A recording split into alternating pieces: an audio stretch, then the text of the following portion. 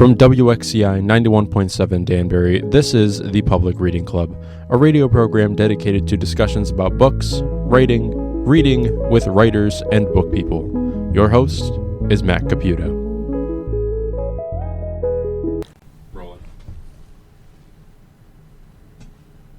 Thanks for joining us on the Public Reading Club on WXCI 91.7 WestCon Radio here in Danbury, Connecticut. I am Matt Caputo, your host.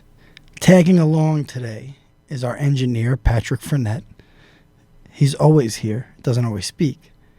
But today we have just the most special guest coming in, one of my favorite writers, really of all time, 9-time novelist and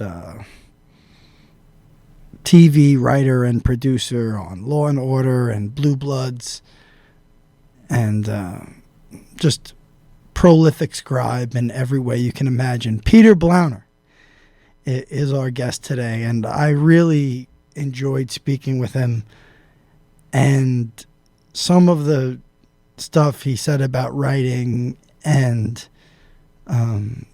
essentially, creating stories that you care about as a writer really resonated with me, and I think it was a wonderful conversation. So I hope you all enjoy it. I hope you're following us at Public Reading Club on Instagram. I think we're The Public Reading Club on Facebook, but you should be able to easily find us by the logo that was created by also prolific artist Dom Alessandro, who lives here in Danbury, Connecticut. Hard to put into words, really, what it means to have Peter come up here to visit with us at WXCI. Peter is a writer who was right at the top of the list as someone I considered for a guest when we started out trying to create Public Reading Club. And I love crime fiction, and his new book is a little bit different. It's kind of a historical thriller that really resonated with me. It's a generational story. Picture in the Sand, out now from Minotaur Books, is really something special, and it resonated with me right away as a generational story that just seemed so appropriate for the time and place that we're in. We also got to talk to Peter about just about all of his novels and a lot of the work that he's done over the years. So it was exciting to get him on, and I'm very grateful he made the trip up here to WXCI in Danbury. I want to remind you that we are always looking for book recommendations, and at the end of the show, we read book recommendations from you, the listeners, on the air. So it's a great opportunity to let us know what you're reading, and if I have something to send you, I will. Right now we have some stickers, so if you send us a recommendation, I will mail you a sticker, a Public Reading Club sticker, and you can show people that you know what the Public Reading Club is. So I'd be grateful for that. So stick with us. We've got a great interview with Peter Blauner coming up, and we're going to read some book recommendations at the end of the show. So thank you for tuning in to the Public Reading Club on WXCI, and stay tuned for an interview with Peter Blauner, whose latest book, Picture in the Sand, is out now. Hi, I'm Matt Caputo, and we are back once again for another episode of Public Reading Club. This is our third episode now, and I really appreciate everybody that's come along so far and checked out the shows and followed us on Instagram at Public Reading Club. We're also on Facebook. It's just really been a great experience to sit down and talk about writing in a kind of very freewheeling type of way, and get the forum, quite frankly, to speak about some of my favorite books, like we will today with our guest, Peter Blauner, the novelist and television writer and producer. But also to learn more about books that I didn't know as much about, or books that I recently discovered. And I think that that's what I did by choosing Paul Cantor and Brianna McGuckin in our first 2 episodes, which are available on all podcast platforms. So it's really been a great opportunity to talk about reading, which is one of my favorite things. So with that, I just wanted to mention that if you follow us on Instagram or any other place, or you email at us at thepublicreadingclub@gmail.com, we will send you now a sticker that we've made. And you can see those stickers on our Instagram page. So if you send us a review or a recommendation of a book in 100 words, mostly recommendations is what we're interested in, I will send you a cool sticker from the Public Reading Club. And I am very much looking forward to continuing this show. And this episode today is certainly one of the episodes that were in my wildest dreams for what could be when we started Public Reading Club. Patrick Frenette, our engineer, and I wanted to bring on writers that I may have known personally, but I had more of a personal connection to their work. And I discovered Peter Blauner, who's our guest today, as a journalism student at SUNY Purchase in Westchester County, New York, in about 2003 or early 2004 sometime. And his first book, Slow Motion Riot, was kind of discarded in the journalism lab or journalism office at Purchase, with a third of the cover kind of chunked right off the front of the book. And I remember grabbing it. And I remember it was one of those books that when I read it the first time, I would get any chance I could to get right back into it. So I remember reading parts of it online at the DMV. So you can imagine I probably got through a third of the book right there. In New York, the DMV is just brutal. But a few years ago, I had the chance to have lunch with Pete. And he's not only a fantastic writer with a lot of great insight into storytelling, but he's also just a great guy to hang around with and to bounce ideas off of when we're in the moment. So to have him on today, especially so soon after the release of his fantastic book, Picture in the Sand, which is out now from Minotaur Books, it's just a great opportunity for people to learn more about him. I've known who he is for about 20 years now, and as a native New Yorker, all of the stories that he writes are complex, and they're about relationship dynamics that aren't always so pretty, but they're very true in many ways, and they're as gripping as anything I ever read. So our guest is Peter Blauner today. I'm grateful to everybody who has been following the show. I'm grateful to everybody from the WestCon MFA program, Professor Anthony Dieris, and everybody who's shown support for the Public Reading Club so far. This is really everybody's show. We are beginning to get book recommendations coming in. I'll read one at the end of the show, but it's a very much a platform for people to come and talk about books. So don't be afraid to email me or send me a DM about potentially coming on the show if you have a novel or if you have some local connection to WXCI, or if you just want to take a ride up here and talk about your book. So feel free to do that, either on Instagram at Public Reading Club, or you can email me personally, Mr. Matt Caputo, MR.MATTCAPUTO @gmail.com, and I'll get back to you there as well. It's my personal email. We have some other episodes coming up in the near future, but right now I'm very excited to have Peter Blauner as my guest, and just hang on for when the interview is over, because I will be reading another live book recommendation that came in from a listener of the show. Thanks so much, and I'll see you a little later on. Welcome back to Public Reading Club on WXCI 91.7 here in Danbury, Connecticut. We have a very special guest today, one of my all-time favorite writers, novelist, journalist, television writer and producer. Peter Blauner is our guest today. Peter, how do you do? Thanks for having me here, Matt. Really appreciate it. How was the drive up? It was scenic. That kind of can be, reflecting on great car crashes I've seen along the way as well, and uneventful in a good way. Tell me, you've got some Connecticut ties. You're a Wesleyan graduate.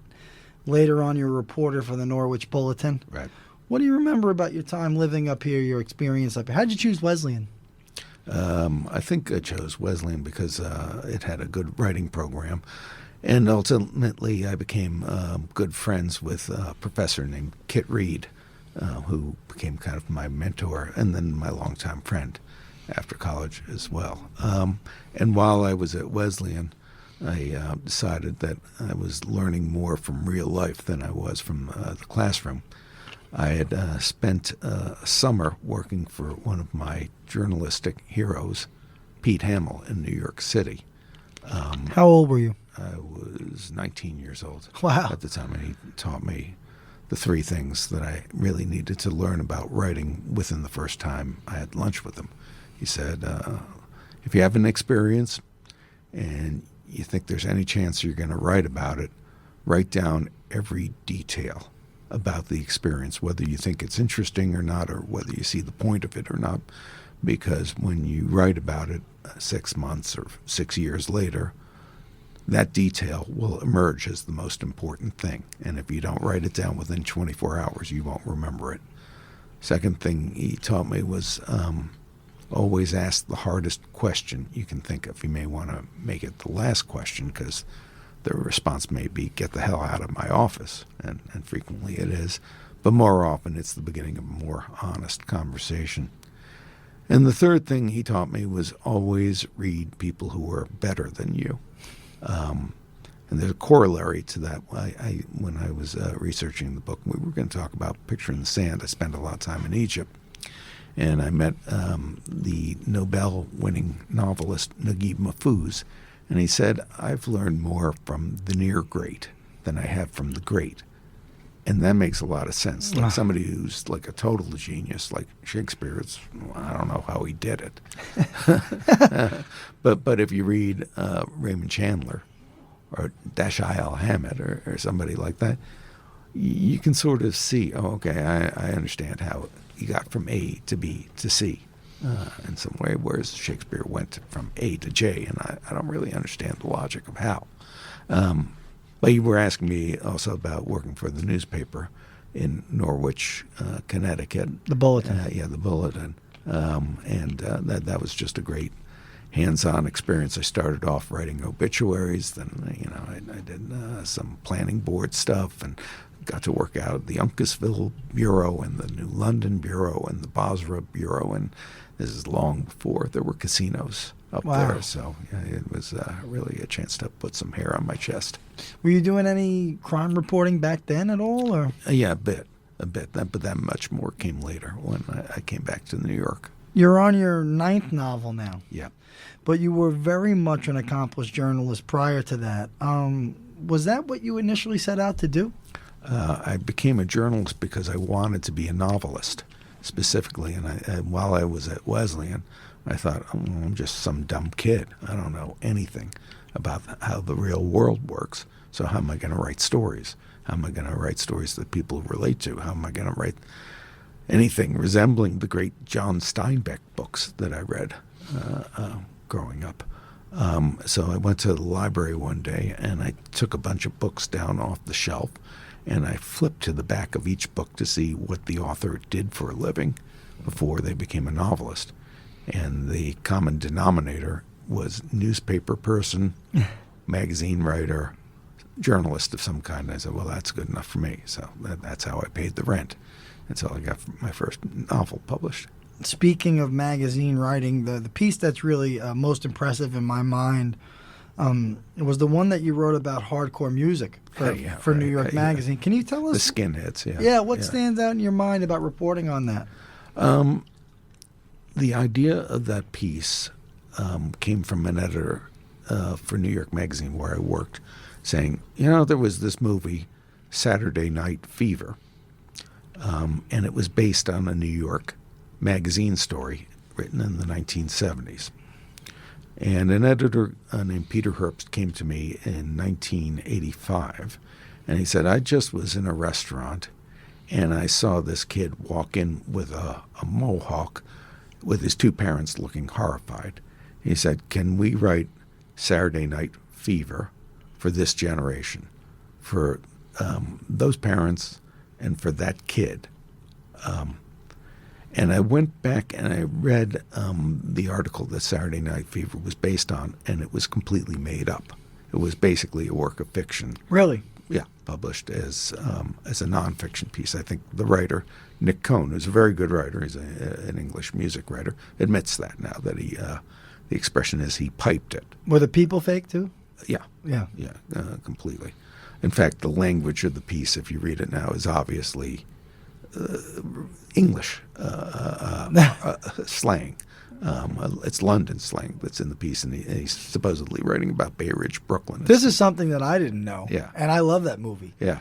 And there's really no better soundtrack. Yeah. Well, so it was completely ersatz, and I knew, well, I can't do that. I got to write about real people. Not only that, I have to be able to prove that I'm writing about real people. I have to use their real names and their first and their last names, and I have to get them to trust me in some way. They had what they called hardcore matinees at CBGB's back then. Yes. With those really loud hardcore bands like Agnostic Front and Murphy's Law and the Cro-Mags and all those people. And so I got to know a bunch of the young people around that scene. I was pretty young myself. I was like 24, 25 years old. Wow. Myself, but to them, I must have seemed ancient. And it's a bit of an issue getting young people who are 15, 16, 17 years old to trust you, and also really checking your own internal moral Geiger counter to make sure that you're really not exploiting people and capturing them at a certain moment in time that may pass by the time your article is published. And I did my best to do that.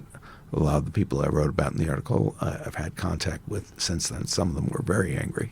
At first, there was an episode of Donahue that I was on. People still know what Donahue was. Yeah, that was an amazing episode. Didn't a fight break out? Yeah. In the audience outside 30 Rockefeller Plaza, they were beating each other with bicycle chains. I've been in touch with a bunch of them since, and now they have children of their own, and in some cases grandchildren. And I hope for most of them it's just something that's in perspective and in the rear view, and maybe gives them reason to smile once in a while. And that piece is online. Somebody actually posted the PDF Did they? of that piece on Google, so it's actually findable. I connected with it right away because I had a lot of older friends in the neighborhood who were into that type. I really wasn't, but it gave me so much insight years later into what they were into. Yeah. Pat, let's see if we could pull up a clip from that 1986 episode of the Phil Donahue Show. Yeah, I can do that. Peter Blauner's here as a journalist who wrote a cover story for New York.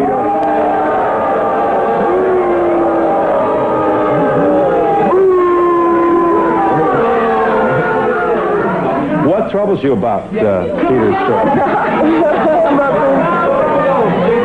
I just want to say that I don't know how some dude in a $300 suit can know what hardcore is about when it comes from your heart, man. What is it? Yeah. There's other stuff you allude to on your very charming website. You did a story about bingo hall inspectors. Yeah. What was, like, I don't even think our engineer here, Pat Frenette, even knows what a bingo hall is. So could you take us through? There actually are still a few in Brooklyn. There's one in Maspeth. Yeah, I would think there would be some in Connecticut as well. Perhaps. But when I was writing or wanted to write my first novel, I decided the character's job was the most important thing, that the story, the theme, the characters, the language should come out of whatever the character's job was. And so there used to be a directory for New York City called the Green Book that will list every job that you could have working for the New York City government. And I would just thumb through the book when I wasn't working and look for the most interesting sounding job. Wow. And experiment by spending time with people who did that job to see if I could take that and make a story out of it. And so one day I saw Division of Bingo Enforcement. See, to me, this is journalism. To me, this is journal. You know, like... And I called up the Division of Bingo Enforcement. I said, can I spend time with one of your enforcers? They said, yes, we'll give you one of our best people. And it turned out that there were 5. and it became this wild adventure on Empire Boulevard in Brooklyn that ended with 2, I guess we call them sex workers these days, wrestling the bingo inspector to the sidewalk and trying to rip his shirt open. Anyway, you got to read the story to understand how that happened. And then there was something about mob guys who became suicide prevention aides. Oh, yeah. That was actually Mickey Featherstone, well known for Westies fame, who actually was a suicide prevention aide, I think, on Rikers Island for a time when he was there. I don't know if he actually said, you don't have the nerve, go ahead and do it, but, you know. I'd be very interested to read your collected magazine pieces. Have you ever considered anything like that? Or I think they were pieces of the moment, as a lot of journalism is. And I'm sort of happier reflecting on that time in the novels that I've written and circling back to that and sort of putting it in the context of, looking back rather than trying to recapture 1985. In the late 1980s, you spent 6 months as a volunteer probation officer. That experience led you to your first novel, the Edgar Award winner for Best First Novel? Yeah. Slow Motion Riot. Right. Tell us, where soup to nuts, how did you get yourself immersed in that story? Well, when I was flipping through the pages of that directory I was talking to you about, I came to Department of Probation, a probation officer, and I thought, well, that's interesting because it was the height of the crack epidemic. It was a time that there were 2,245 murders in New York City every year, which comes out to be 5-6 murders a day. There was a 2-week period where 6 children under the age of 10 were killed. People were getting shot over their sneakers, and grandmothers were getting killed on park benches from the gunfire that was going on.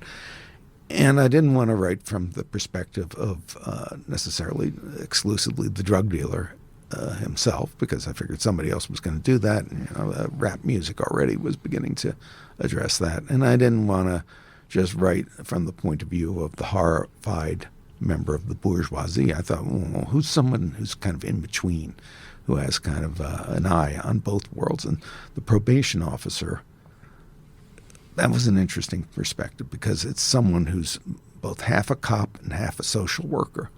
And he's dealing with the most dangerous elements of society, both at the high and the low end.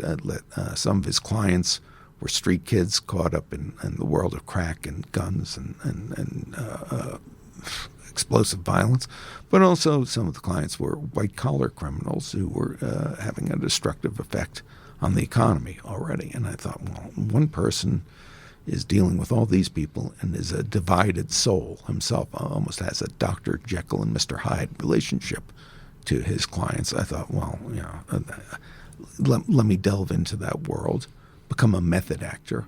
And so I left my job at New York Magazine and became a volunteer for 6 months just so I could have the real day-to-day experience and really have it feel authentic. Because you're competing with television, you're competing with newspapers. I feel like you got to give the reader an experience that they can't have anywhere else. As noted in the epigraph, the title comes from a quote from former mayor of New York City, John Lindsay.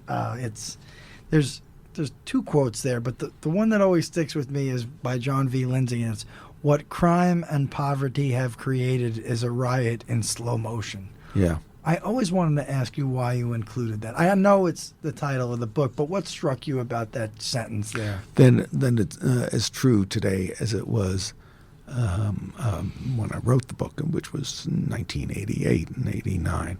That the things that happen that wear us down and that really disintegrate the bonds between us in society often are imperceptible on a day-to-day basis. There are riots from time to time, but they get cleaned up afterwards. It's what happens more slowly over time and incrementally that really counts for a lot more and affects us more deeply.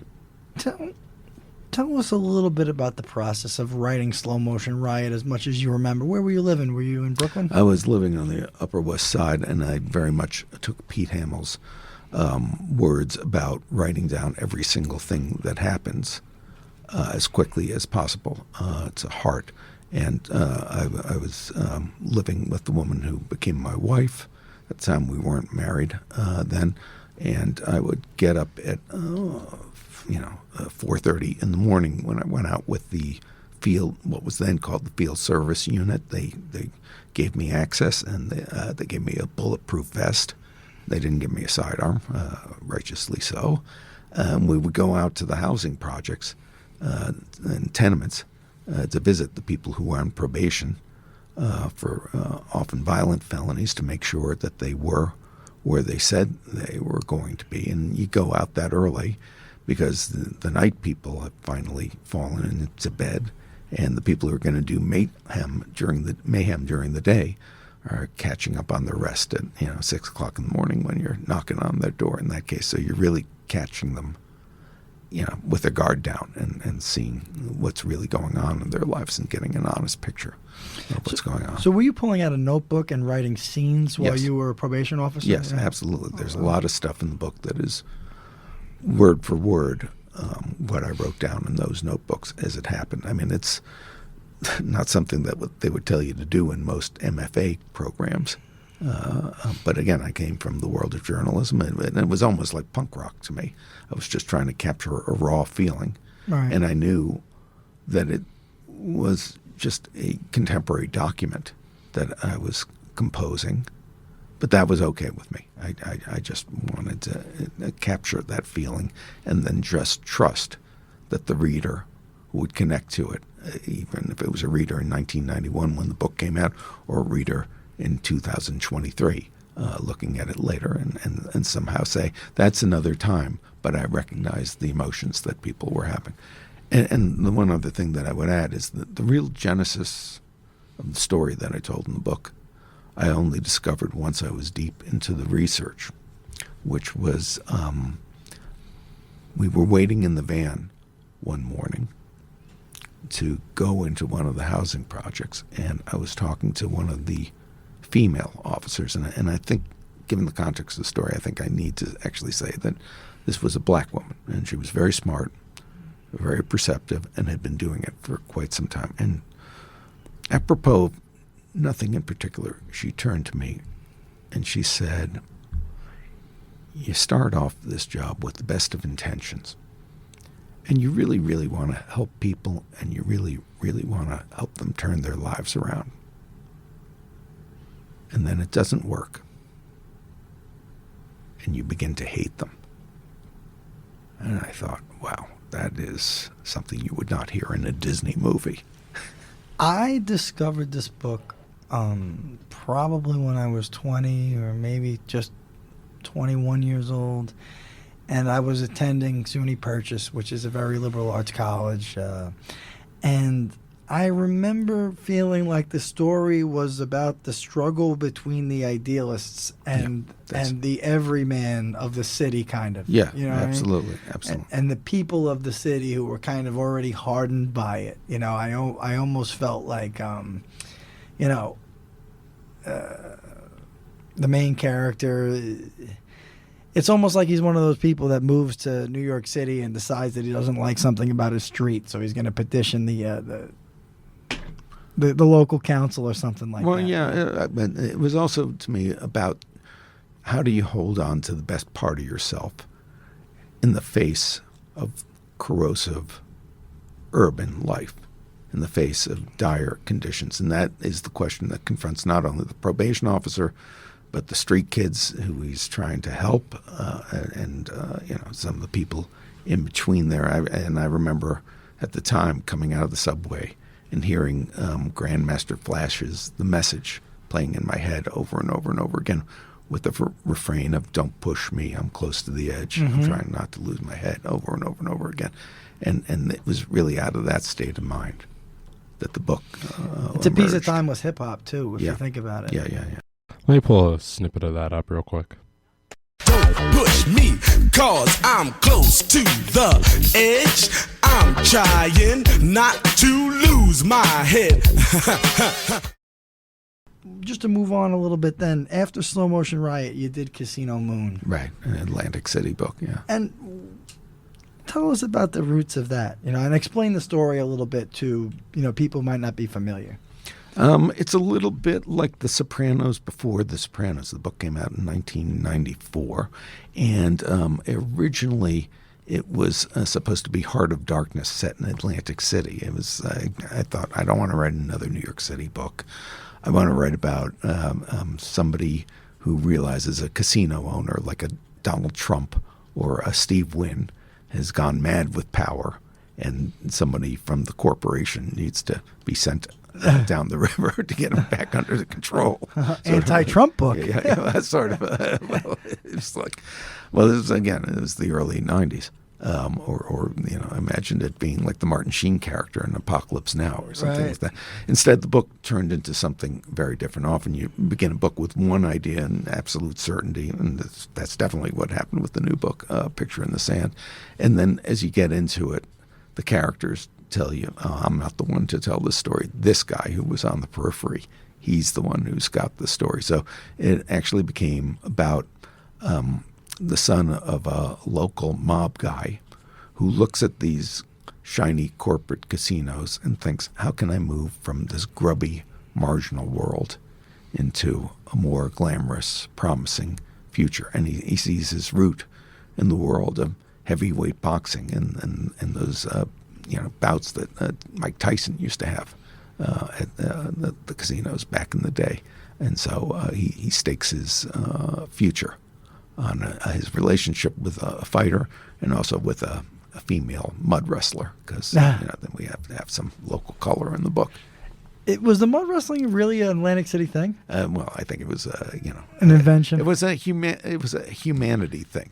I think it was going on at different clubs across the country. One thing I always wanted to ask you about, and I never did, was that book, Casino Moon, was reissued by Hard Case Crime. Yeah. I'm very curious as to the story behind why they chose that particular book out of all your books. I approached Charles Ardai, who's the editor of that imprint, and I said, this book I think might fit in with the kind of old-style noir books that you do. In fact,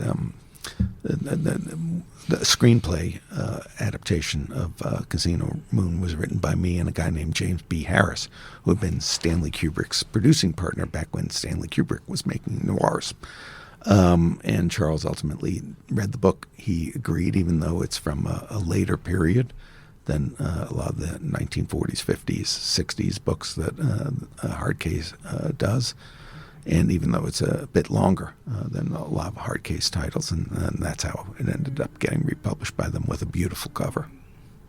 Do you ever think of trying to do another one with them? Has that ever been talked about? You know, the stuff that I've done, especially this new book, I kind of began to feel like listen, I love crime fiction. I'll always write crime fiction, but I'm trying to do things that differentiate what I'm doing from the tradition in some way. Because Hammett, Chandler, Dorothy B. Hughes, and all those people have written wonderful books, and I want to sing my own song. Casino Moon seems like one that could definitely be a movie. Yeah. Like, could easily be a movie. Even today. Yeah. Could probably easily be a movie. Even if, Hollywood took those liberties and recast it a little bit. Yeah, sure. It could totally work today.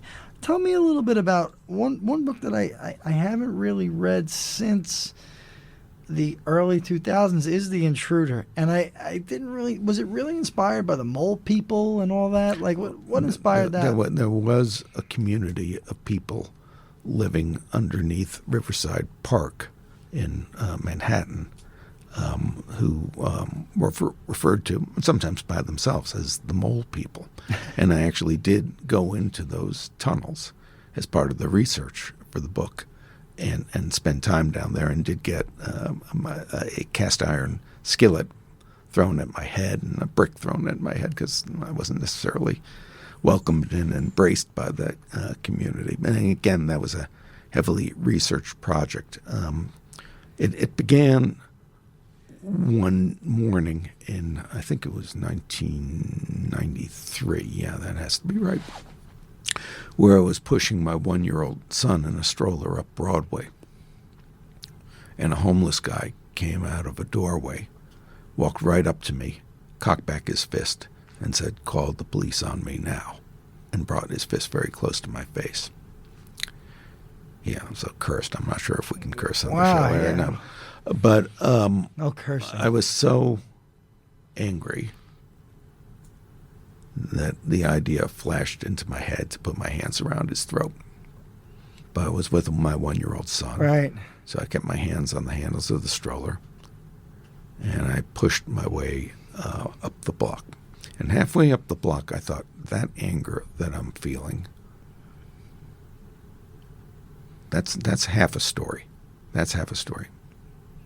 But even then I thought, that's not enough of a story, or not enough for the kind of story I want to tell. It's not big enough. By the time I got to the corner, I thought, but if the book is halfway about my anger and halfway about the way that guy sees the world, if half of it's his story and the story how he got to that place, then that to me is a book. Yes. And then those, and Stephen King said, a good novel is bringing two opposing ideas together, and those were the two opposing ideas. That I was just about to ask you. Was that the first time Stephen King kind of started following some of your stories? I think so. Do you know how he kind of stumbled upon you? No, not really. Not really. I'm just very grateful that he did. He's a great writer and a great perceptive reader as well. Have you ever hung out with him or anything? Or? I met him. I was invited to a party quite some time ago now to celebrate the 25th anniversary of Carrie being published. And I wound up at a table with Bill Buford, who's an editor for The New Yorker, George Romero, who directed Night of the Living Dead, sure, and Salman Rushdie, who had just come out of hiding after the fatwa. Wow. It was a great night. When was that? It had to be when. It was right before that terrible van accident when King got hit by a van. Yeah. So I think it would have been like 1999. Wow. 98, 99. That far back. Wow. Yeah. I want to mention you. We see often on a few of your books. You've gotten different blurbs from him and whatnot. But I wanted to ask you, what is your favorite Stephen King book? What is my favorite Stephen King book? I kind of like Bag of Bones. That's a cool one. I like the Dark Tower series very much. I'm just going to go on and on. Right. Different Seasons is a really fantastic read. Great. Okay, if I can only take one with me, when I travel back, okay, I'll grab Different Seasons. Yeah, I think so too. Yeah. I think so too. Absolutely. Your next book after The Intruder was Man of the Hour, which came out prior to 9/11. Yeah. Yet almost everyone on Goodreads thinks it was a post 9/11 book. Yeah. Unfortunately. Yeah. Could you talk about that a little bit? Well, my wife had co-authored a book called 2 Seconds Under the World about the first World Trade Center bombing in 1993. And one of the things about crime fiction and about novels in general is you have to say to yourself, well, how does this reflect the time in which it was written? And if you're writing about the Cold War, you're writing about, the relationship between the United States and Russia. If you're writing about, World War II, you're writing about German spies or whatever it is. And I just felt in the 1990s, well, this sort of is the issue that's in the back of everyone's mind, the clash between cultures, and what is that going to look like, from the perspective of a school teacher. And that was an interesting way for me to tell that story. Something that was interesting to me was there any inspiration between that, just the circumstances of the characters' heroism with the Atlanta Olympic bombing? Yeah, Richard Jewell. Yeah. Good movie. Clint Eastwood made a movie out of it. And yes, and it was inspired by that, partly by what happened to Richard Jewell. Just for some of your listeners, what happened was there was a bomb found at the 1996 Olympics in Atlanta. A security guard named Richard Jewell, who's a man of 40, overweight, living with his mother, really emerged from what many people would think was an obscure, inconsequential life, and actually saved people's lives by finding this bomb. And then for one news cycle, he was hailed as a hero, and he was on the Today Show and Good Morning America, and they competed, and he was in the newspaper. And then a story leaked that he might have actually planted the bomb himself to make himself look like a hero. That story was not true. He was legitimately a hero. But that terrible misunderstanding, that way you can be defined, Polarized. and villainized and demonized in the modern world, that gave me a real pang of sympathy for that person, and having that emotion is an essential part of beginning a book for me. That's a fantastic book. Thank you. As is The Last Good Day. That's another book that Stephen King mentions. He's mentioned it a few times, and it's mentioned in a book that's often talked about with the MFA program on writing, a memoir of craft. Tell the audience about The Last Good Day. What was the plot there? Well, The Last Good Day refers to September 10th, 2001. It was written in the wake of 9/11. And it was partly that so many people I knew, especially writers, were in a state of mind where they were like, I'm paralyzed, I can't write, I don't understand the point of writing.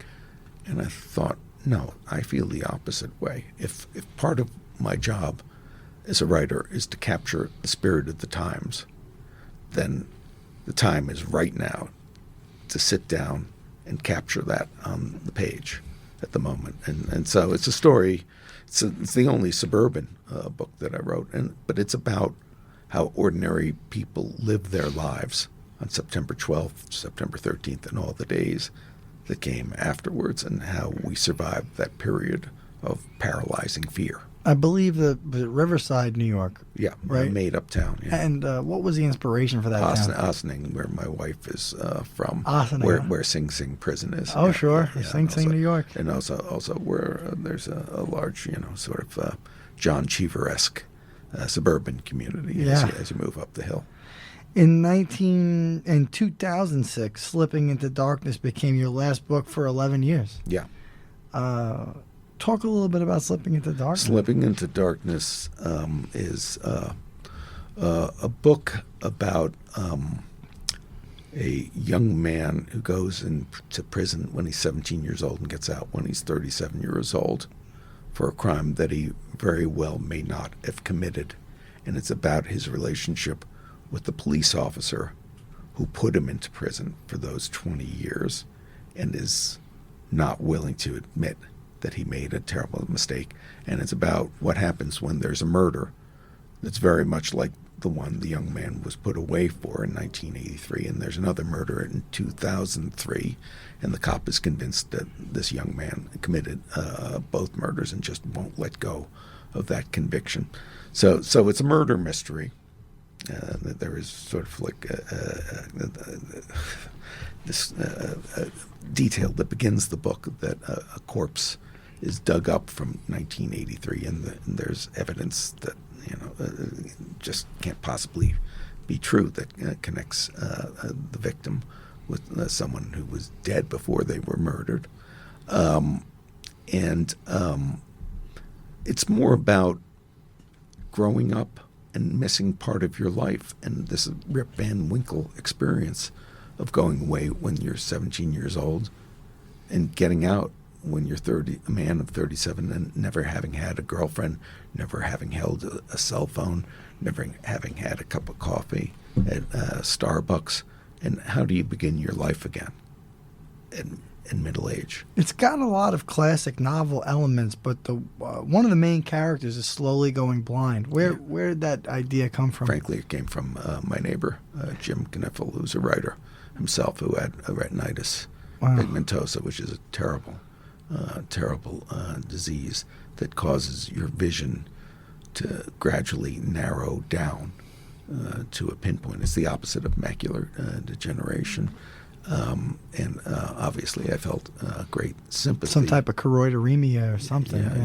Obviously I felt great sympathy for people who have that, but also I thought that's an interesting state of mind for someone who's a homicide detective, because often you do see things with a certain tunnel vision, and it's the opposite of what the experience of the young man coming out of prison would have, which is, oh my God, this tunnel is opening up so much that I have agoraphobia. I'm scared of the wide world around me. Yeah, and then you take so many years away from writing novels and you focus on television. Was it over 10 years? In fact, I was working on this book, Picture in the Sand, right, which I just published here, and that's what I was doing for most of those 11 years, because I started writing that book in 2002, and I went into television, frankly, because I had the opportunity, and I was very fortunate, and I was lucky to be able to do that, but also so I could pay the bills, and while I was working on a project that I knew would take me a long time to render the way I wanted to. So you were working on that novel for 20 years, Yep. picturing the new novel that's out right now, but you still managed to write 2 other novels that were published in that time. Right. So what was the driving force behind you coming back to write those 2 books, Proving Ground and then Sunrise Highway? Because I've been writing for television, and I've been writing for police procedurals, and you know, I made a lot of good friends writing for those shows. I had some great experiences writing for those shows. People really enjoy those shows. But for me, as someone who got into writing because I wanted to be a novelist and because I really wanted to express what's in my heart, that's not a full-time job. You know, writing scripts for 40-minute episodes. That's not enough. I yearned to do something that really felt like it was coming from inside me. And the Picture in the Sand wasn't ready yet. It wasn't coming together, and I hadn't found the right way to tell that story. So in the meantime, I did have 2 New York City stories that came back to me, and that came to me that I thought would allow me to begin to sing in my own voice again. And that's why I wrote those. It's kind of like a tune-up. Yeah. You know? Yeah. And I love those books. I often wonder if they'd be fun TV movies, or like, I asked you this off the air, was there a cinematic thought in your head when you wrote those books? Because I almost felt like you were setting it up as a potential kind of intellectual property for a movie. Well, I didn't approach it quite that cynically, but certainly I was aware, especially with Sunrise Highway, which is based on a very famous story about the Long Island serial killer, that these bodies of 10 women kept showing up on near a highway in Long Island, and they still haven't found the actual killer. And the rumors that began to be spread that a police chief involved in the investigation might have a connection to these murders that was more than just the relationship between an investigator and dead bodies. Well, it's a work of fiction in which I explore that. Obviously, I'm not libeling anybody, but that sort of fired my imagination to explore that world. And you think you're done with the Robles novels now? And as you mentioned, the protagonist of the books is a young female Latina, I guess, detective from New York City who follows that trail of bodies. I think I've come close to the end of the road with Lourdes Robles, as I call her, or Lourdes Robles. But it's possible she'll turn up again at some point. It's funny, before we go into a little more about Picture in the Sand, which I really enjoy, I want to ask you a couple things, because I've been developing an appreciation lately. For whatever reason, maybe I ran out of things to read, but for crime characters from novels that have been continued by other writers, I think there's, for better or worse, we've seen it done with Raymond Chandler's Philip Marlowe, but one of the best to do it is, like you said, a friend of yours, Reed Farrell Coleman, who's done a lot of good stuff with the Jesse Stone books. I'm wondering if there's a dormant character that you've always wanted to write. Oh, that's an interesting idea. I don't know. I mean, John Banville picked up the Raymond Chandler character, the Philip Marlowe. Let me come back to you. Okay. That one I'll have to think about a little bit. And then we come to Picture in the Sand, which seems like an entirely different wavelength from Proving Ground, from Sunrise Highway. Yep. So you made a cute little video about how you made the decision to write the book, but take us through it for the readers. This is a book that's unlike anything I've ever written before, unlike anything that I attempted to do before. This was the bet that I put all my chips on. It began on Passover, Easter weekend, 2002, right after 9/11. And every holiday, Cecil B. DeMille's movie, The Ten Commandments, about Moses, appears. And normally I only catch the end of the movie with the parting of the Red Sea sequence. Patrick, have you ever seen that? Well, which movie? The Ten Commandments with the parting of the Red Sea. You've never seen that? I think I've seen the clip a few He's times. seen the clip. Yeah. We had it on at the arena one night. Yeah. Nobody knew it. It's famous. But Charlton Heston playing Moses, he stands at the edge of the water, and he raises the staff, and it's the ultimate special effects shot, and I think there's even stuff in Lord of the Rings that's clearly inspired by that. And normally that's the only part of the movie that I see, but in this case, because everybody was too antsy to sit down to dinner right away, I caught the opening credits, and the movie stars some of the most famous actors of the day: Charlton Heston, Yul Brynner, and Baxter Yvonne de Carlo. And then it says, as the Pharaoh's army, the Egyptian Cavalry Corps. And I said, wow, this movie was shot in Egypt. I hadn't realized that. And I knew just enough from the other books and from being a journalist that I knew that 1954 in Egypt was a crucial stop on the road to 9/11, because that was when there was a struggle between the religious fundamentalists of the Muslim Brotherhood and the military leaders who had taken over Egypt from the king about the direction of the country. And I knew that Gamal Abdel Nasser, who was the leader of Egypt, had arrested members of the Muslim Brotherhood, had imprisoned them, tortured them, and that they had become very, very radicalized and ultimately become Al-Qaeda and the people who attacked the Twin Towers. Now I realized the most extravagant production in Hollywood history was shot at the exact same time, at the exact same place. And I thought, let me look into this and see if there was some connection between Nasser and Charlton Heston and Cecil B. DeMille and the Muslim Brotherhood. So I ended up spending 20 years. I ended up interviewing 200 people. I went to Egypt 6 times, including a month during the revolution of the Arab Spring. Wow. I ended up in a car that was surrounded by protesters who tried to flip it over, which is a moment that's recreated in the book as well.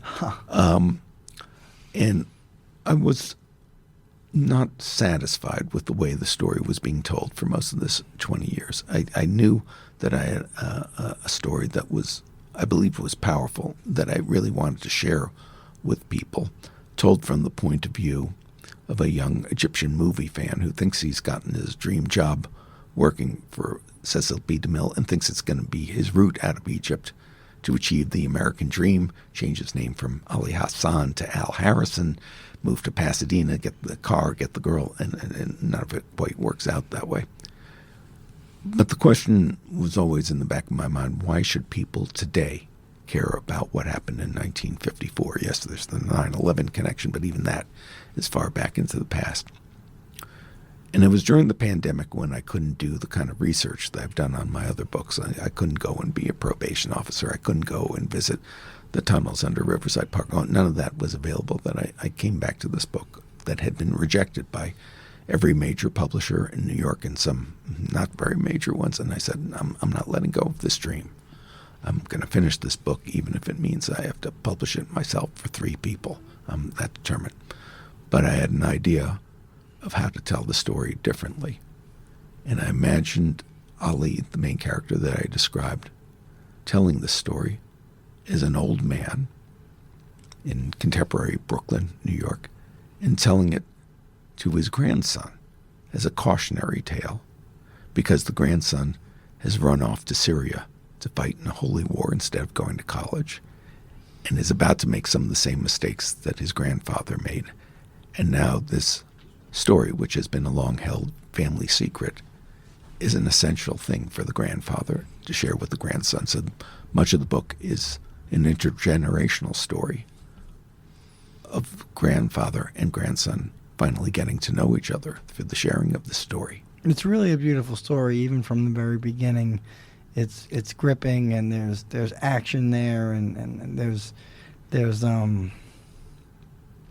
tension too, between the grandfather and the grandson, in the sense that he's not really willing to listen, Yeah. and then gradually it becomes closer. Why don't you tell us a little bit about the section you're going to read?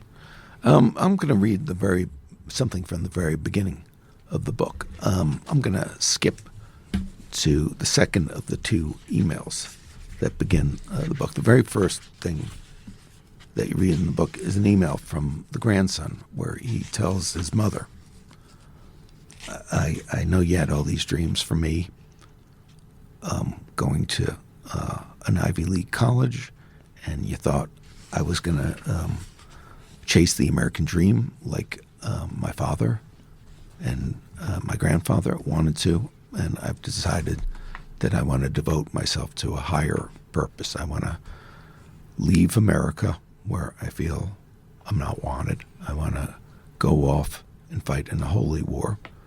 I don't want to end up being a shop clerk. I want to feel the power of life and death in my trigger finger. And this is how the grandfather responds. July 23rd, 2014. To alexisfire475@gmail.com. From Grandpa Ali, 71 at AOL.com. Dear Alex, I'm too old to call you by any other name. I do not use the email very often, but there seems to be no other way to reach you. Your mother tells me that your cell phone is turned off and that you have left no forwarding address for regular mail. Whether this message will ever reach you or whether you will respond in any way, I have no idea. I pray that you are still alive to read this. It has been more than 6 weeks since any of us heard from you. Your mother cries every single day, often several times in the course of one meal. Occasionally, your 2 sisters cry as well, but mostly they stay in their rooms. Your father is like a zombie. Since you haven't answered any of your parents' emails, I don't know if you're aware that he left his job at the bank to devote himself full-time to searching for you. He has spoken to every taxi service, every airline, every State Department and embassy official who will take his calls. He even flew to Cairo and Istanbul, showing your picture and spending thousands of dollars on fixers trying to track you down. It appears that you slipped through the fence to Syria to join these so-called militants fighting the government under the black flag. When your father tried to follow your path, he was detained by the Syrian police, badly beaten, and then sent back to Turkey. Now he is home, and though your mother says she doesn't blame him for not finding you, they are not happy the way they used to be, which makes me very sad. There is no real reason for you to respond to me when you haven't responded to anyone else. Even though I've been part of your life since the moment you were born, you hardly know me. And I'm sure you would say I hardly know you, even though we've lived under the same roof since your grandmother died. You are a young man who says he is off to fight a battle for his people. I am an old man who owns a gas station, prays 5 times a day, roots for the Mets, cries at old movies, and misses his wife terribly.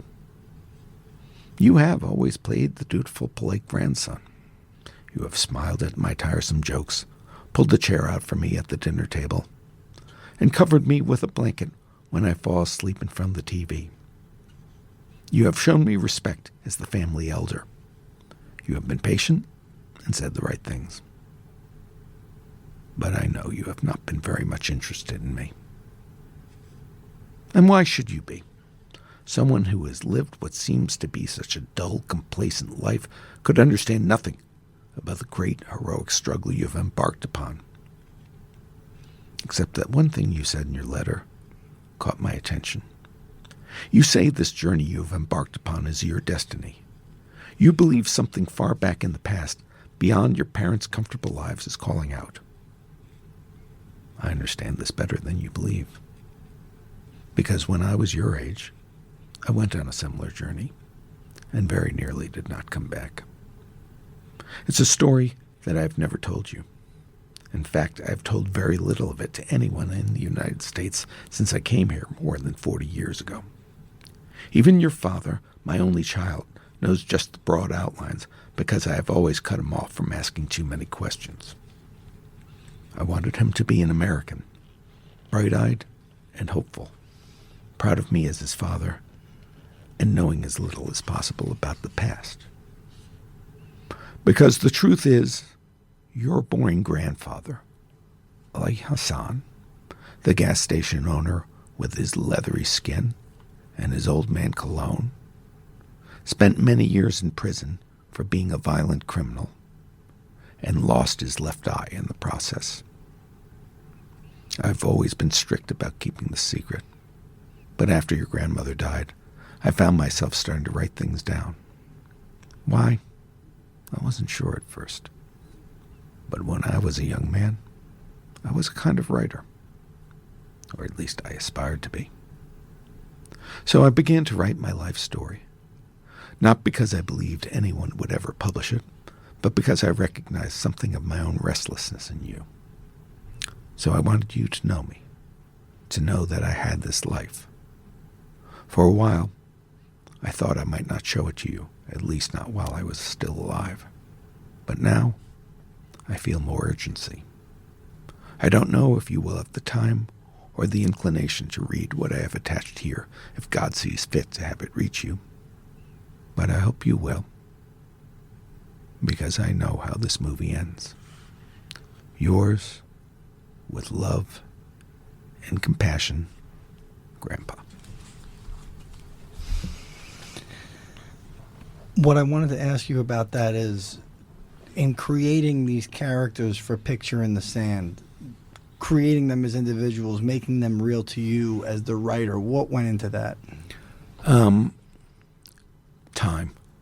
Just investing time, imagining being that person, having those experiences, becoming closer to the age of the old man than I was to the young man when I began writing the book, and accepting the fact that there are no shortcuts sometimes.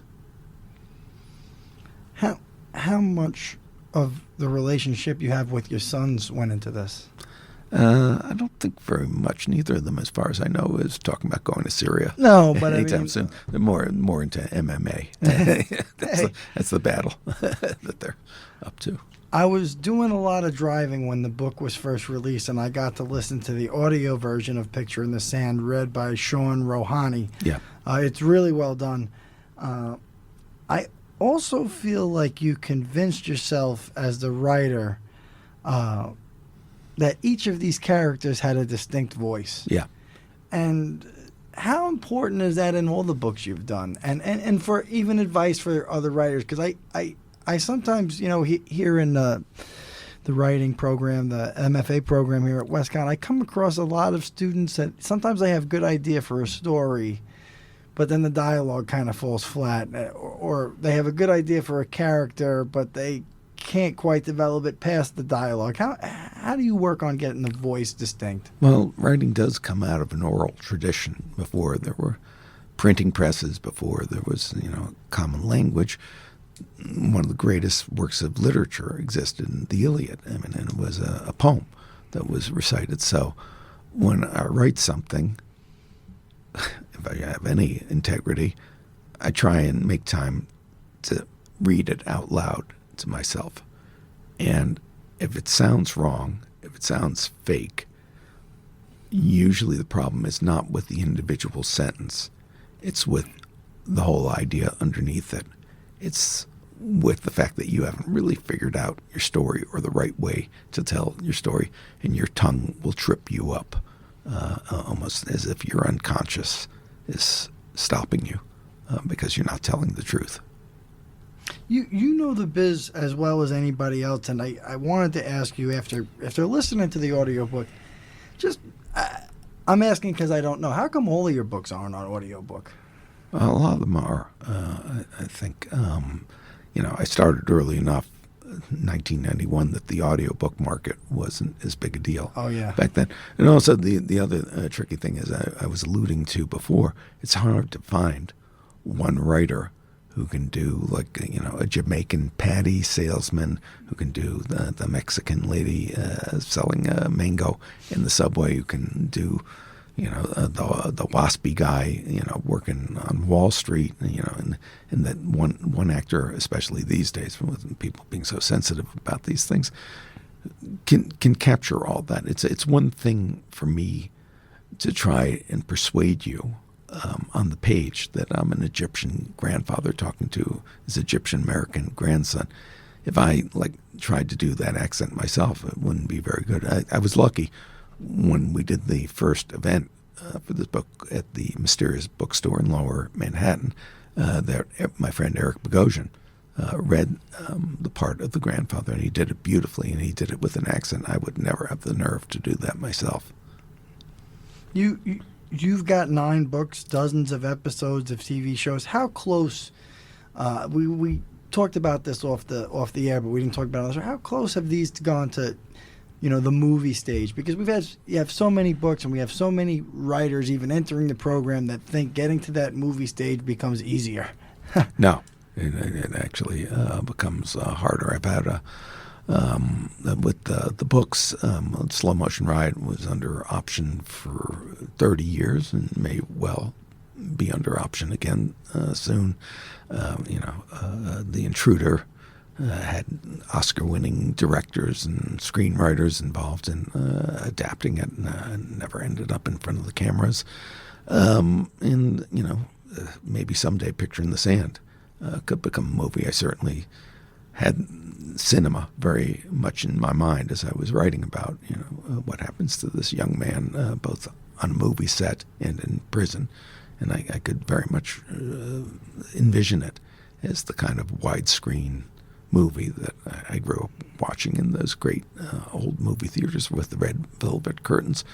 But it has to exist and work first and foremost as a book between 2 covers. And so that's my primary allegiance to making it work as a story that people are reading. But before I let you go, I want to ask you one question, then I'm going to ask you for a couple of your picks. But one question I want to ask is if you want to say what's taking up your time now? What are you working on? I'm writing another urban crime novel, very much in the same vein as Slow Motion Riot and Proving Ground, and really going out and doing the research again and trying to get the accumulation of calluses and bruises on my hands deliberately that'll make it feel real, give it what critics used to call the feeling for life.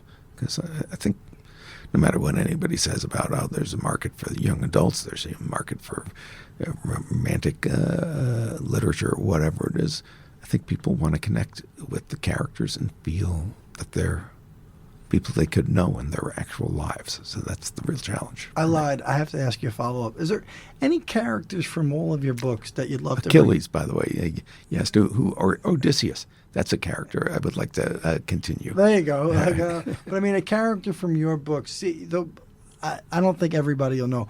You are a crime novelist. Most of your books, all of your books are really standalone books. Yeah. There's only one case that I know of where characters repeat. Right. Lotus, yeah. What do you think of that invention? Do you ever have a feeling like you want to bring an old character back for a new story? I don't particularly feel attracted to the idea of writing a series character myself, because for me, the whole thing with a story, a novel, is it has to be about change, and it has to be about somebody's life changing in a very fundamental, deep way. And if it's the same character in 25 books and they're going through 25 major changes in their lives, there's something really wrong with them. Yeah, that's an interesting way to look. They're a little unstable.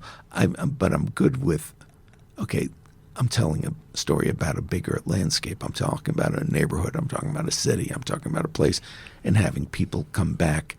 Because to me, one of the most interesting stories, and one of the things I've really gotten the benefit of, is sticking around in one place long enough to see how the story turns out, to see how people's lives change, evolve in ways that you could never expect.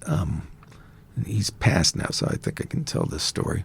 I was friends with a famous criminal lawyer named Jerry Shargell. He was John Gotti's lawyer. And at one of the Gotti trials, he was excluded and accused of being house counsel for Gotti. And they actually got rid of him, which is a very, very heavy charge to be making about an officer of the court.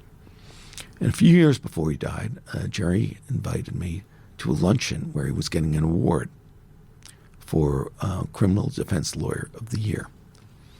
And the person who presented the award was a judge named John Gleason, who recently published a book himself. And Gleason actually got up and performed a musical tribute to Jerry to the tune of Leonard Cohen's Suzanne. But the more interesting thing is Gleason, before he was a judge, had been a prosecutor, and in fact had been opposing counsel in that Gotti case, and in fact had been the one who made the charge that Jerry was house counsel and essentially acting as an arm of the mafia. And he said, in presenting the award to Jerry, you live long enough, you see everything. Well, that's what I want to stick around for as a storyteller. Yeah, you've definitely done it all. And speaking of seeing it all, I'm going to ask you two little questions as we exit here. Right. You watch a lot of movies, and you often write about those movies on Facebook. Right. I go to the movies every week, and I try and watch a few movies a week myself. I like a certain type of movie. You know, I love anything that's like The Usual Suspects. I love anything based on a crime novel. What's your favorite, like, detective kind of crime movies? Noir. Yeah, noir movies. Yeah, noir. Again, I love this show, Noir Alley, that's on TCM, that's hosted by Eddie Muller. And one of the things that I really love is that occasionally he'll put on a movie I've never heard of before, and I'm pretty steeped in those old detective noir movies. And he'll show something from 1950, with actors I've barely heard of, with a budget of $1.50. And they're not all great, but once in a while you'll see one that's a real gem. And that's why I go on Facebook to say, guys, you got to check this out. You still like to go to the movie theater, Pete? Yeah, once in a while, but they make fewer and fewer movies for old guys like me. So. Yeah. Yeah, we got to get to see Marlowe soon. Yeah. Very last thing, we want to thank you so much for coming up here today. You're when I had this show in mind, to be able to speak to you about all your books and to talk about writing and to even share that with some of our community here for the WestCon MFA in creative and professional writing. I'm sure some people listen to this and I know they'd love to have you back maybe later next semester or next year. But tell me, I usually have a guest, at least one of the guests that comes on the show so far, I've asked them for a book recommendation, and I'd love for you to recommend a master of crime novels. Why don't you recommend a good crime novel everybody would really like, maybe by another writer? Does it have to be a crime novel? No, but you could recommend me crime novels off the air. I'll recommend you crime novels off the air, but I'll just recommend a novel because I think it's a piece of great writing. Sure. Bambi. Bambi is a great novel. I'm not kidding about this at all. Bambi was written by an Austro-Hungarian writer named Felix Salten in 1923, and it's been reprinted by New York Review Books, and it is an amazing piece of writing, especially for young writers. It's got very little to do with the Disney movie, and I know people have all kinds of traumatic memories about the mother dying in the Disney movie. Salten made the ceiling and the walls disappear for me, and I felt like I was in the middle of the woods, and it was as intense and involving for me as the best of crime fiction that I've read. And an interesting piece of history, Salten himself was driven out of Austria because he was a Jewish writer, and the Nazis perceived this book as being an allegory about the oppression of the Jews, and he basically was lucky to get out alive. Wow, I didn't know that. And when you read the book, you definitely can interpret it that way. And the other interesting thing about it is Salten himself was a hunter. Even though the book is very much from the point of view of the deer, you can also appreciate that the book had to have been written by a hunter who was very much aware of, what's going on in the woods all the time. Wow. Pete, thanks so much for coming in. Great to have you here as as a writer and as a friend, and we definitely look forward to what you've got coming in the future. This has been the third episode of Public Reading Club on WXEI 91.7 from Danbury, Connecticut. The writer is Peter Blauner. The book is Picture in the Sand, out now from Minotaur Books. Thanks a lot, Matt. Thanks again for sticking with us on the Public Reading Club here on WXEI 91.7 from Danbury, Connecticut at Western Connecticut State University. We had a great interview with Peter Blauner. It's really humbling to have Peter drive up and spend some time with us here today and share a lot of his thoughts. So, Pete, thanks so much for coming up. But we're going to get now to the book recommendation portion of the Public Reading Club. But again, these are all incoming book recommendations. We had one from Alan Patrone a couple of weeks back, and now we have one from a reader. We have a book recommendation from a great Danbury guy, a huge fan of the Danbury Hat-Tricks, Ron Evans, who's just a prolific reader. He's very close to being a constant reader, having read all of Stephen King's books up until this point, and he's working on that. But he is just a prolific reader. He goes through books, probably maybe 2 a week. And a book that he's recommending us is Heat 2, written by Michael Mann and Meg Gardner.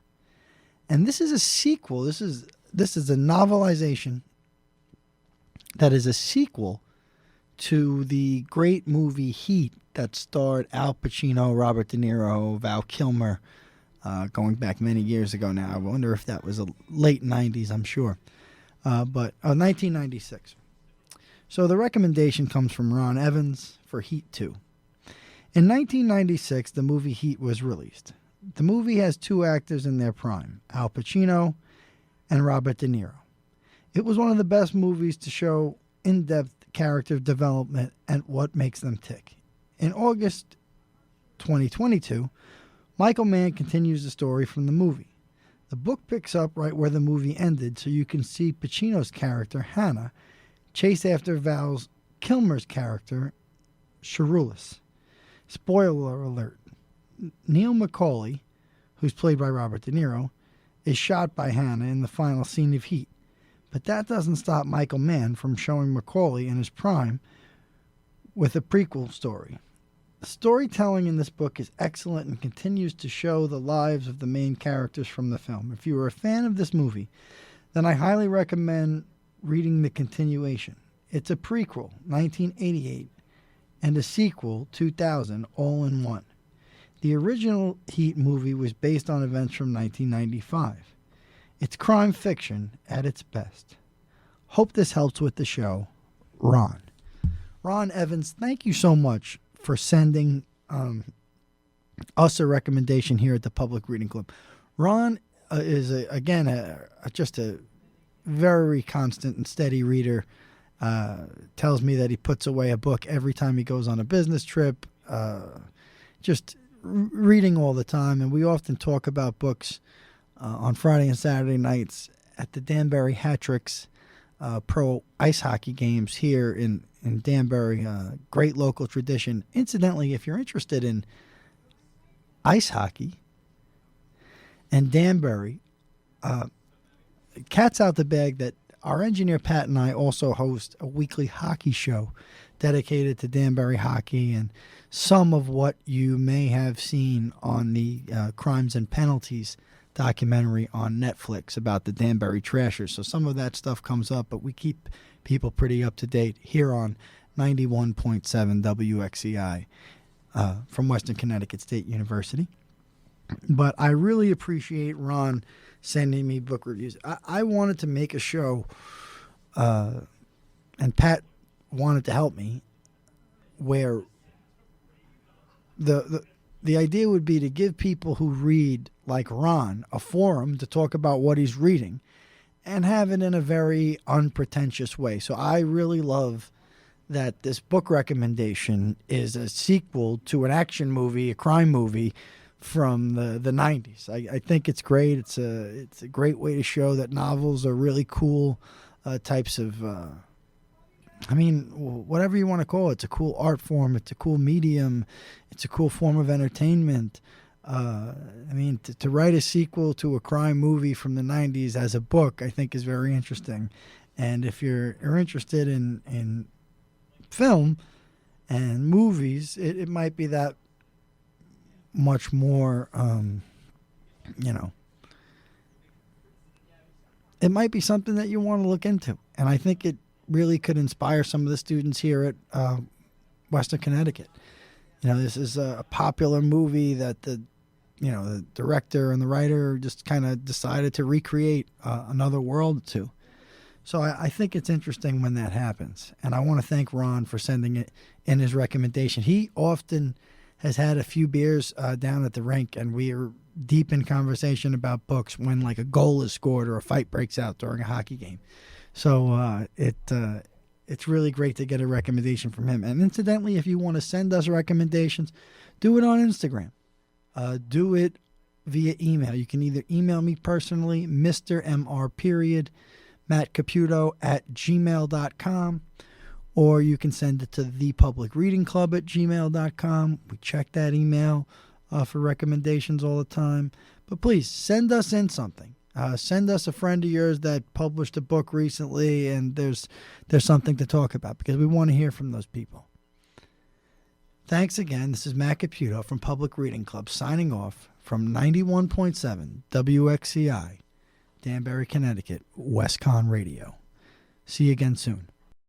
Thanks so much for sticking with us at the Public Reading Club here on WXCI. It was great to have Peter Blauner visit us in the WXCI studios and share his experience, share his knowledge. I felt like there were a lot of writing tips in there that I hope some of our WestCon MFA students were tuned into if they did check out the show today. It's really been so far very special to have different writers from different backgrounds, different types of books they're writing, and that's what really inspires me about literature. I love speaking to people that write books that I'm not necessarily interested in sometimes.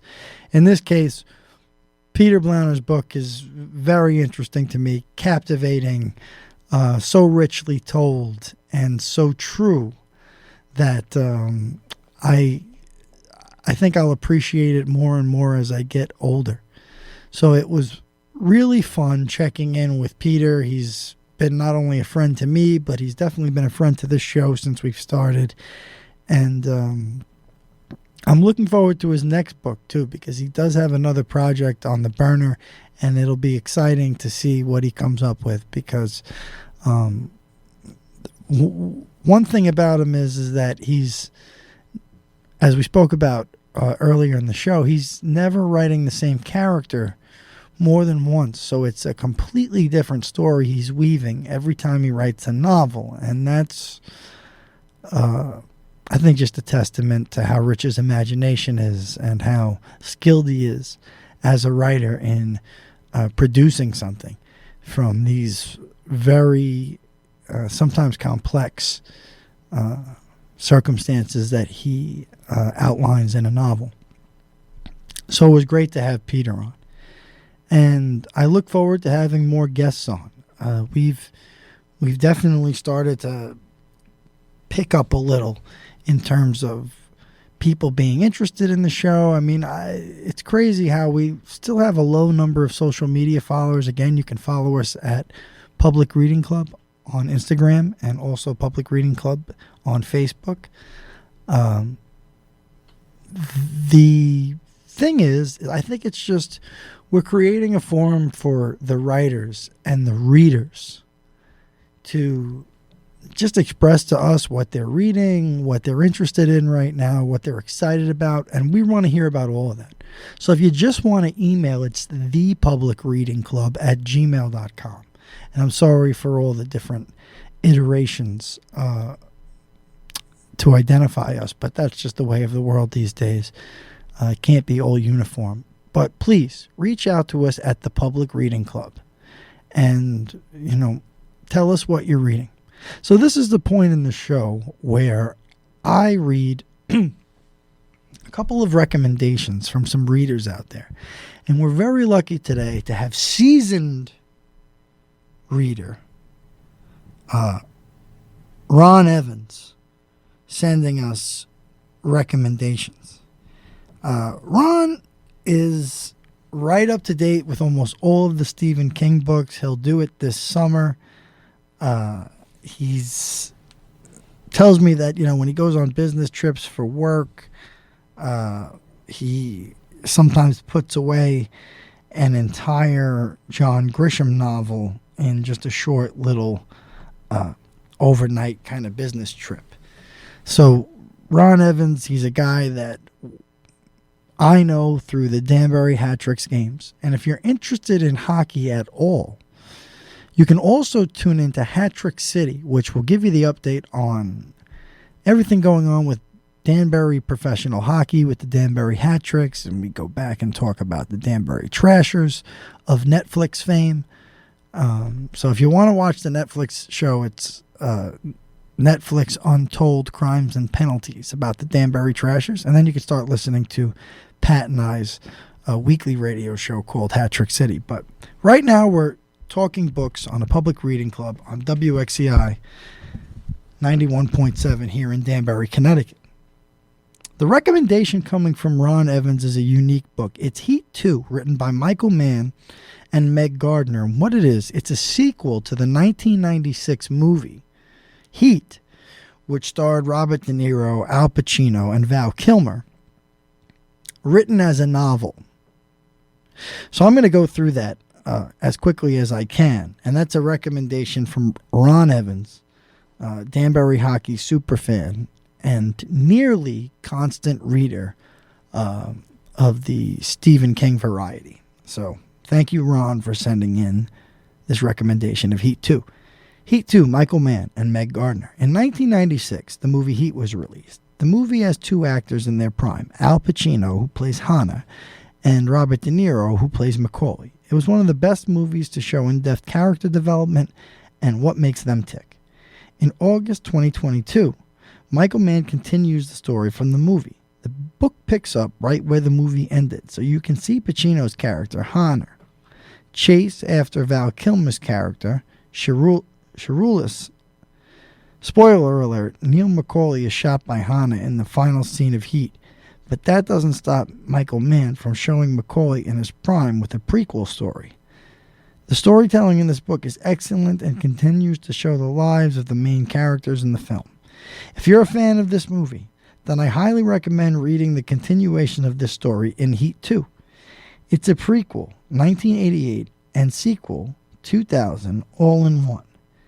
The original Heat was based on events in 1995. It's crime fiction at its best.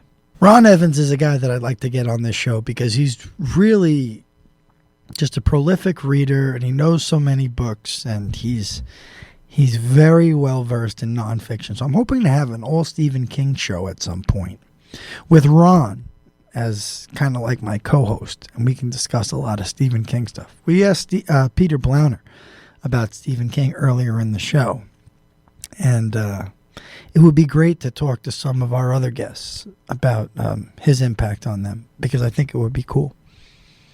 Then we got another book recommendation, and it's the Foundation trilogy from Isaac Asimov, from great friend of the show, Greg St. Clair, who's also a diehard Danbury Hat-Tricks hockey fan. And if you find the Danbury Trashers documentary on Netflix, Crimes and Penalties, from the Untold series, you're going to get to know Greg St. Clair. So I think it would be a great opportunity to not only find out about Greg's favorite book, but to also go on Netflix and learn a little more about Danbury. But Greg's mentioned this book to me a few times. He supported the show. He heard about the show, and he wanted me to do something about the Foundation trilogy. But I thought, first off, it would be great to just get him to recommend it. He said, it's been 35 years since I've read it. But I'd say to make such a long story so engaging and be coherent is incredible. Only part I can actually remember is the guy smuggling an atomic bomb in his tooth. But it's a great book, and I think people who pick it up would like to check it out. Thanks, Greg. So, Greg, thanks for sending in your recommendation of Isaac Asimov's Foundation trilogy.